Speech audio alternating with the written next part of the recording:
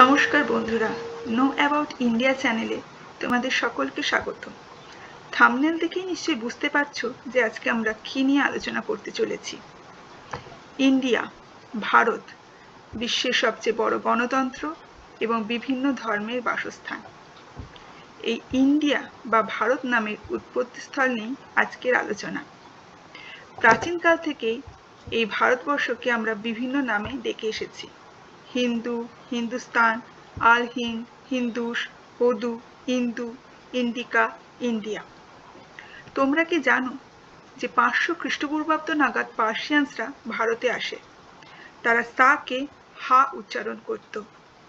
সেই থেকে সিন্ধু নদের নাম হয় হিন্দু এবং তার সংলগ্ন এলাকার নাম হয় হিন্দ। 200 খ্রিস্টপূর্বাব্দ নাগাদ গ্রিকরা ইন্ডিয়াকে ইন্ডি বলে অভিহিত করত। গ্রিক দূত মেগাস্থিনিসের নাম নিশ্চয়ই তোমরা সকলে জানো, তার লেখা গ্রন্থ ইন্ডিকা। 11 শতক নাগাদ মুঘলরা ভারতে আসে। তারা ভারতকে হিন্দুস্তান বলে অভিহিত করত। এই হিন্দুস্তান শব্দের মধ্যে যে স্তান শব্দটি রয়েছে তার অর্থ হলো ল্যান্ড অফ বা ভূমি।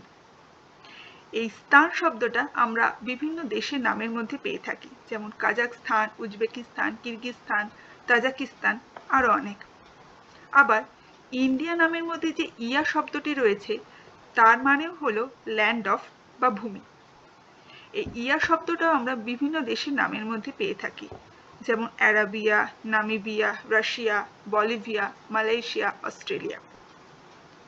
তো আমরা জানলাম যে এই সিন্ধু নাম থেকে এসছে হিন্দু, এবং এই হিন্দু নামটা যখন পশ্চিমে আরো এগোতে থাকে তখন রোমানরা এই হিন্দুকে বলতে লাগে ইন্ডাস, এবং এই ইন্ডাস নামটাই ক্রমশ পরিবর্তিত হয়ে হয় ইন্ডিয়া।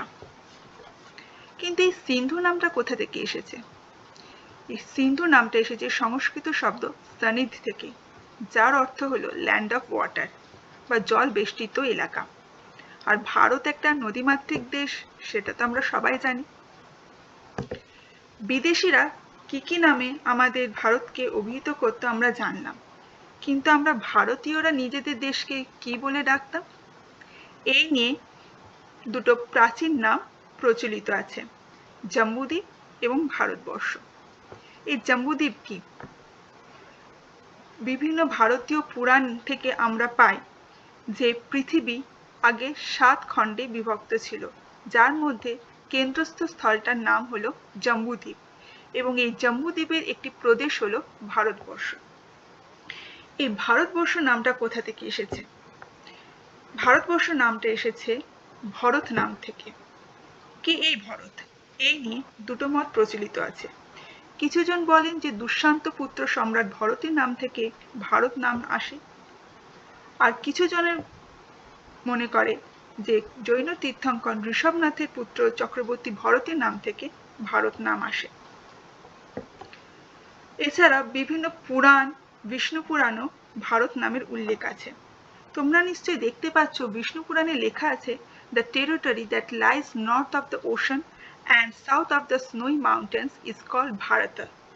এর অর্থ সমুদ্রের উত্তরে এবং বরফ বেষ্টিত পর্বতের দক্ষিণে যে প্রদেশ রয়েছে সেটাই ভারত।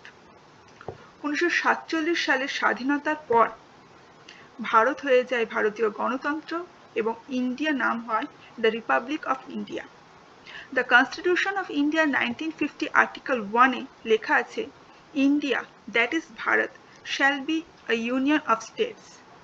এই কারণেই আজ আমরা ইন্ডিয়া এবং ভারত দুটো নামই ব্যবহার করে থাকি। ভিডিওটা যদি ভালো লেগে থাকে প্লিজ লাইক, শেয়ার আর সাবস্ক্রাইব করতে ভুলবে না। Thank you.